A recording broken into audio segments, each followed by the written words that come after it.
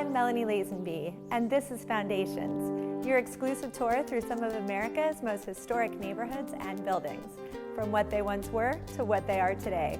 We'll take you inside and show you what these storied structures look like now. Today, we're at the world-famous Frick collection on 70th Street and 5th Avenue in New York City, named for industrialist, financier, and art patron Henry Clay Frick. Let's join the Deputy Director and Chief Curator on a tour of this world-famous building.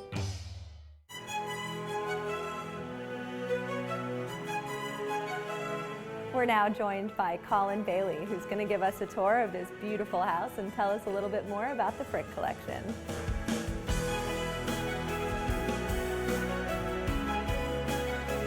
Very happy to have you at the Frick.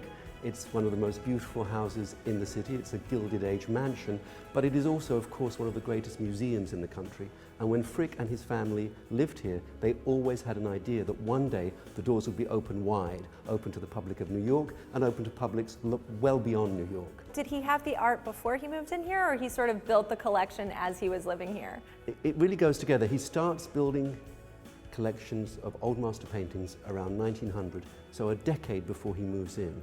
He increases, he ups his game, as you might say. Right. But once he begins to plan this house, the acquisitions have a greater focus. He begins to really, in a way, push, I think, and particularly as the house takes shape, he becomes interested in buying furniture, decorative art, sculpture, objects, Limoges enamel, bronzes of a really high quality, as great as the paintings. Before that, the house was really a home for his pictures. Oh wow, what a beautiful dining room. Was this the original dining room of the house? Absolutely, this was created as the dining room. Frick wanted to have an English 18th century Georgian feel to the place. The architect and designer, Charles Allen, made these mouldings, this cornice, the panelling to look as if we were in Georgian London. And what better way of furnishing the room than to have full-length paintings by Gainsborough, by Romney, by Hopner, to give a feel of the English Georgian age. And then would they have entertained a lot here? We have menus. We know that the dinners were often quite formal, and the dinners were often for men only. Oh. Quite formal. Well, that's there boring. might be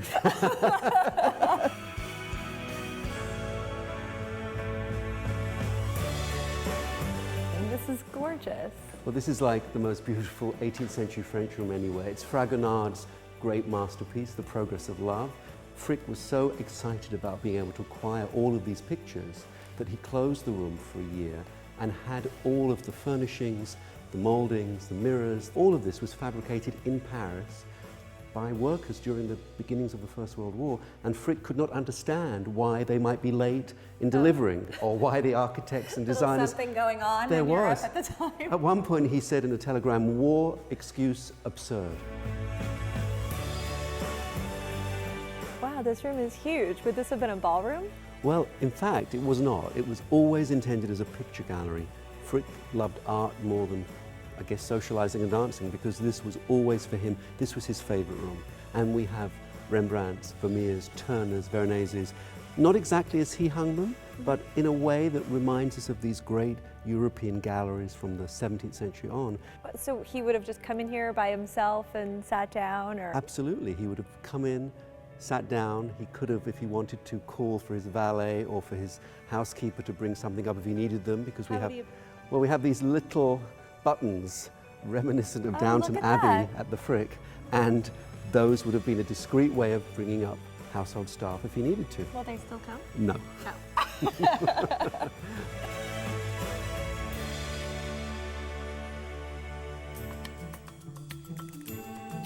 What a beautiful courtyard. Well, for many people, this is the place at the Frick that they remember the most. They love coming and sitting here. They feel they're transported back to life as it was with Mr. and Mrs. Frick. But of course, this was a space that the Fricks never saw. This was created in the 1930s by the architect John Russell Pope, who was commissioned to make the house become a museum. This used to be a carriageway where cars or carriages would drop off their guests, and then the guests would enter the house, which was all over here. And this was simply an open to the streets. It was a an open courtyard between 70th and 71st. And the genius of the architecture was to create an indoor garden that felt very much at home, using a sort of style of architecture, columns, friezes, dentils, that remind us of the classical tradition, just as in Frik's house.